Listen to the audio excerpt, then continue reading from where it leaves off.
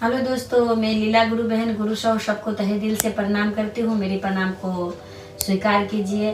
दोस्तों, आज मैं शिव चर्चा एक आप लोगों को सुनाने जा रही हूँ। आशा करती हूँ चर्चा आप लोगों को अच्छा लगेगा। अगर अच्छा लगे तो आप लोग जरूर हमारा साथ दीजिएगा। तो चलिए हम चर्चा की ओर चलते हैं।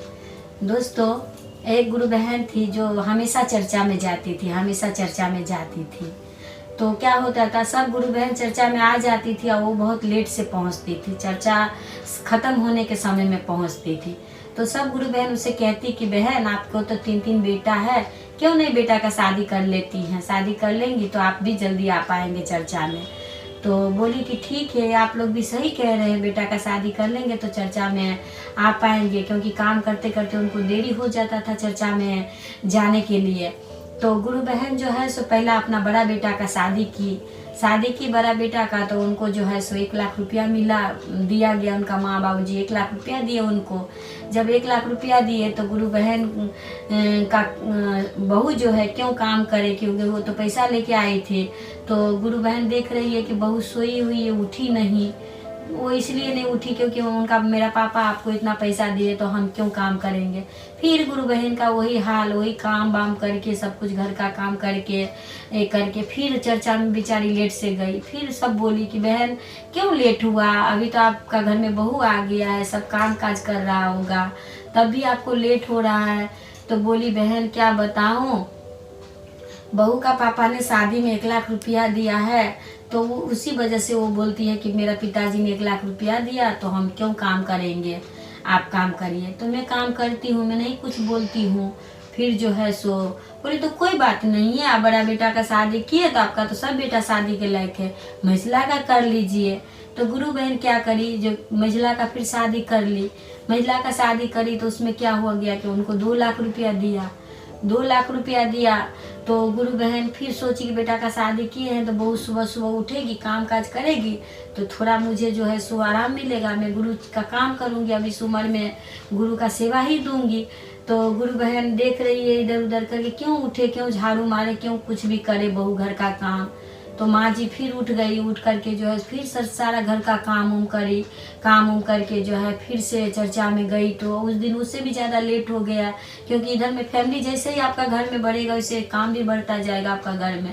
तो गुरु बहन लोग और वो गुस्सा होने लगे कि बहन आप तो एकदम खत्म होने के समय में आती हैं, अब तो आपके घर में 2 बहू है, तो फिर आपको क्यों लेट होता है। तो बोली बहन देखिए, मेरा बड़ा बेटा का मैं शादी करी तो उसको 1 लाख रुपया दिया, लेकिन मैं जो महिला बेटा का शादी की हूँ तो उसे तो 2 लाख रुपया दिया है। तो वो तो और नहीं उठ रही है, वो तो 9 बजे उठती है, तो 10 बजे उठती है कंपटीशन में। तो इसीलिए मुझे ही काम करना पड़ता है, दोनों में कोई भी काम नहीं करती है। तो बोली कि देखिए कैसा दुनिया आ गया है सही में। बेचारी बस बोली कि ठीक है क्या करिएगा, देखिए छोटा बेटा का भी शादी करके देखिए, उसका भी बीवी। फिर वो क्या करी कि चलो भाई, बहुत देख सुन के जो है एक शिष्या बहन का बेटी से जो है सो अपना बेटा का शादी करवाई। तो बहुत गुणवती थी, बहुत गुण से भरी हुई थी। तो उनका पापा ने उनको 5 लाख रुपया दिया। तो माता जी क्या करी, सुबह सुबह उठ गई, उठ करके जो है जो झाड़ू वाड़ू मारने लगी। तो बहू आई, उठ करके हाथ से झाड़ू ले लेती है सास से, बोलती है माँ जी आप क्यों झाड़ू लगा रही हैं मेरे रहते हुए। तो बोली कि बहू मैं इसीलिए झाड़ू लगा रही हूँ क्योंकि तेरी बड़ी जेठानी आई थी तो उसे 1 लाख रुपया दिया था, 9 बजे उठती थी। तेरी मझली देवरानी आई तो फिर जेठानी आई तो फिर उसे 2 लाख रुपया दिया, तो 10 बजे 11 बजे उठती थी। तो मैं तेरे को तो 5 लाख दिया, तो मैं सोची तू तो और लेट से उठेगी। तो बोली नहीं माँ जी ऐसा कोई बात नहीं है, पैसा दिया है हमारे माँ बाबूजी ने, हम दोनों के सुख सुविधा के लिए दिया है। इसमें कतई ये नहीं है कि मेरे को माँ बाबूजी ने सामान दिया कि कुछ दिया तो मैं घर का काम न करूँ, अपने सास से खटाऊँ कि अपने ननद से खटाऊँ कि अपने पति से खटाऊँ। ये बहुत बड़ा पाप है। मैं आई हूँ एक स्त्री का घर का मतलब पूरा भार लेके चले, घर का काम लेके चले, तो लक्ष्मी रिद्धि सिद्धि उसी में है। जो एक बहू घर में आके घर का काम करती है, सबको संभाल के चलती है, सबको एक गुट लेकर के चले, वही मतलब सही मायने में इंसान है। तो वो चर्चा में जाती थी, उसकी मम्मी, उनकी बेटी थी, उनमें गुण भरा हुआ था कूट कूट के, वही गुण को ससुराल में इस्तेमाल किए। तो चर्चा में जब जाती वो उनकी सास तो आती ना, तो अपने बहू को मतलब कुछ न कुछ देती, मतलब दया देती, प्रसाद देती। तो क्या हो गया कि उनका दिन दुगनी रात चौगनी जो है सो होने लगा। इधर में माँ जी क्या देखी कि सब कंपटीशन चल रहा है, तो उन दोनों को जो है सो अलग कर दिया। अब उनका दोनों बेटा जो है सब एकदम भिखारी होने लगे, और इनको तो दया कृपा मिलता था गुरुजी का, तो वो जो है सो मतलब दिन दुगनी रात चौगनी करने लगी। तो इन लोगों को बहुत हिंसा होने लगा कि है माँ जी इसको क्या क्या ला करके देती है, तो इनका दिन दुगनी रात चौगनी होने लगा और हम लोग भिखारी होने लगे।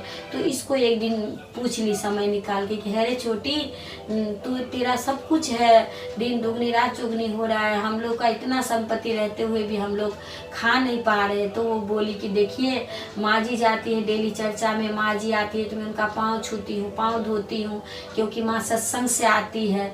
तो माँ जो भी दया में लाती है, चर्चा से लाती है, तो मुझे प्रसाद देती है, तो मैं उसमें जो है सबको मतलब ये करती हूँ। तो इसी से महादेव मुझे जो है, मैं भी दया मांगती हूँ, इसी से महादेव जो है सो मेरे को दिन दुगनी रात चौगनी किए हैं।